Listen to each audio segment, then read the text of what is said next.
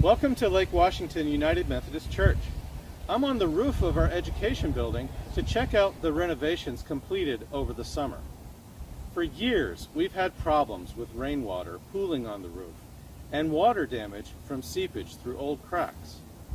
The old roof reached the end of its design lifetime long ago, and that roof had some serious design flaws, like drains that were too small to discharge all the rainwater.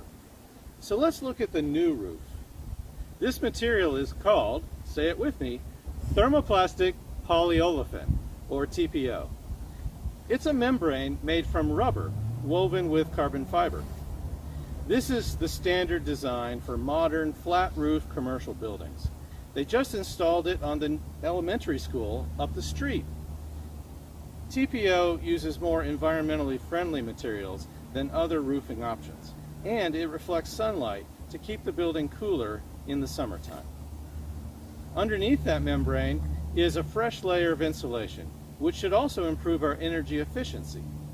This roof has better drainage to eliminate pooling, and the contractor even resealed the skylights to prevent further leaks.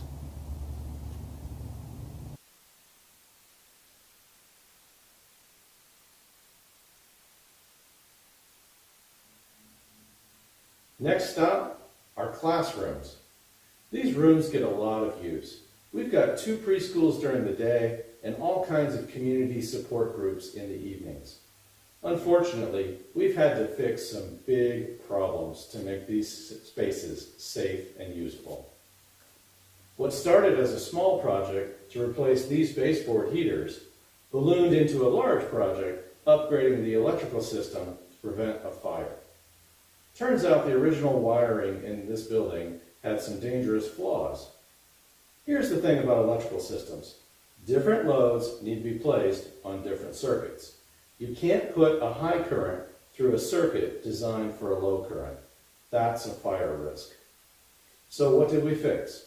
We added new wiring to the classrooms to create different circuits for different loads. Then we replaced the circuit panels with new hardware to handle the load safely.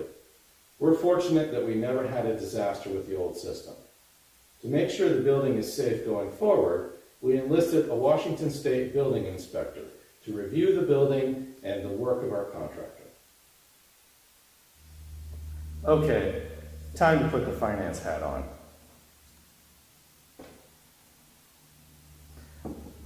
How much did all this cost, and how are we going to pay for it?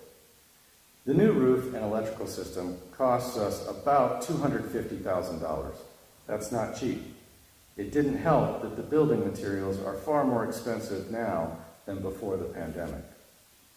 The good news is that we began this year in a very strong financial position. Thanks to your giving throughout the pandemic and a grant from the federal government, we have the resources to pay for the work. On the other hand, we have to pull money from our designated funds to redirect it to building repair. As Pastor Rich has said, we are essentially borrowing from ourselves, and we have to pay ourselves back. That's why we need to do some fundraising for the building. We couldn't ignore the long-term maintenance and safety issues any longer, but we also can't deprive our ministries of the funds they need. You know, a year ago, our congregation was able to raise $50,000 to help 2 churches survive the pandemic, even though we barely knew about them. This year, we need to make an investment in our own church. As we slowly re-engage after a year of isolation, I think we will discover just how vital our building is to our congregation and the community we serve. I hope you will join me in reinvesting in our facilities as a start on our next journey as a church. Thank you.